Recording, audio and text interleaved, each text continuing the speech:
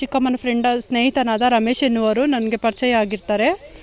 ಪರಿಚಯ ಆಗಿ ಹಿಂಗೆ ನಾನು ಕಾಫಿ ಕುಡಿಯೋಣ ಬಾ ಅಂತೇಳಿ ಅವರ ಮನೆಯಾದ ಮಹದೇಶ್ವರ ನಗರಕ್ಕೆ ಕರ್ಕೊಂಡು ಹೋಗ್ಬಿಟ್ಟು ಅದರಲ್ಲಿ ಜ್ಯೂಸ್ ಕೊಟ್ಬಿಟ್ಟು ಜ್ಯೂಸಲ್ಲಿ ಮತ್ತೊಬ್ಬರು ಔಷಧಿ ಕೊಟ್ಬಿಟ್ಟು ನನಗೇನಾಗುತ್ತೆ ಗೊತ್ತಿಲ್ಲ, ಪ್ರಜ್ಞೆ ತಪ್ಪಿ ಬಿದ್ದೋಗ್ತೀನಿ. ಆ ಪ್ರಜ್ಞೆ ತಪ್ಪಿ ಆದಾಗ ನನಗೆ ಅಂದರೆ ಅಶ್ಲೀಲ ವಿಡಿಯೋ ಅಂದರೆ ನನ್ನ ಮೇಲಿರೋ ಬಟ್ಟೆ ಒಂಚೂರು ಇಲ್ದಿರ ಆ ವಿಡಿಯೋನ ಮಾಡ್ಕೊಂಡ್ಬಿಟ್ಟು ಆವಾಗಿಂದ ನನಗೆ ಪದೇ ಪದೇ ಬ್ಲ್ಯಾಕ್ ಮೇಲ್ ಮಾಡೋದು, ಅವನ ಹತ್ರ ಕರೆಸ್ಕೊಳೋದು, ನಿನ್ನ ಹತ್ರ ಏನು ದುಡ್ಡಿದೆ ತಗೋಬಾ ಅನ್ನೋದು, ನನ್ನ ಒಡವೆ ಎತ್ಕೊಂಡೋಗಿ ತಗೋಬಾ ಇಲ್ಲಾಂದರೆ ನಿನ್ನ ಗಂಡನ್ನ ನಿನ್ನ ಮಗನ್ನ ಸಾಯಿಸ್ತೀನಿ ಅಂತ ಬೆದರಿಕೆ ಹಾಕೋದು,